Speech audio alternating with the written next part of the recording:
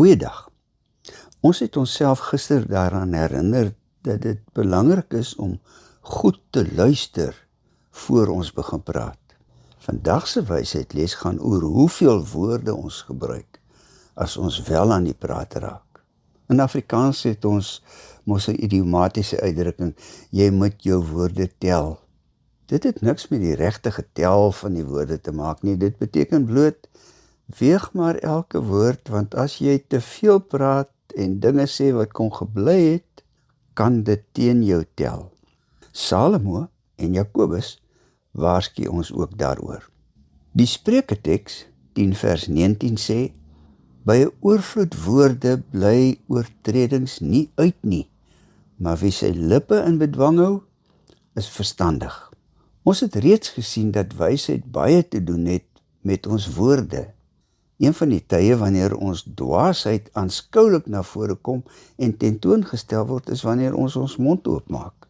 Probleem is dikwels dat wanneer ons in 'n geselskap sit en daar is stilte neerdal, dan raak ons op ons senuwees. Stilte in 'n gesprek raak maklik onuithoudbaar en dan begin babbel ons, en dit is dikwels 'n resep vir 'n ramp.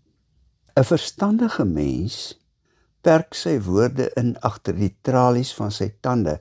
'n Dwaas laat hulle ontsnap. Moenie. Jakobus sluit hierby aan deur te sê dat die beheer van ons tong 'n goeie aanduiding is van ons geestelike volwassenheid. Hy skryf in hoofstuk 3 vers 1 tot 3, moenie almal leermeesters wil wees nie, my broers, omdat julle weet dat ons strenger geoordeel sal word. Almal van ons struikel tog dikwels. As iemand nie met woorde struikel nie, is hy 'n volmaakte man, en ook daartoe in staat om sy hele liggaam in toom te hou. Ons het stange in perde se bekke sodat hulle ons kan gehoorsaam, en daarmee stuur ons hulle hele liggaam. Let op, as jy jou tong beheer, is jy 'n volmaakte mens. As jy dit kan regkry, is jy ook in staat om jou hele liggaam in toom te hou, redeneer Jakobus. Ja, dink maar aan die stang in 'n perd se bek. As die stang op die regte plek is, kan jy die perd se hele lyf stuur. Of dink aan die roer van 'n skip. Die roer is relatief klein, maar die stuurman wat hom op die regte manier beheer, kan die hele skip met die kleinerige roer in die rigting stuur waarin hy wil. Maar Jakobus is tog pessimisties oor ons kanse om die tong ten goeie in te span. Daarom moet ons hom maar so min as moontlik gebruik, reken hy.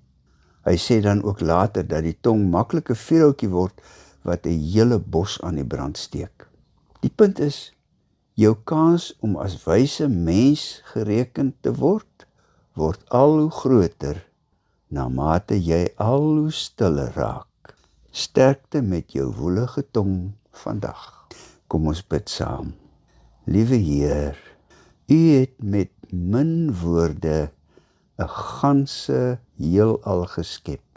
Leer ons om die krag van woorde reg te ken en woorde reg te gebruik.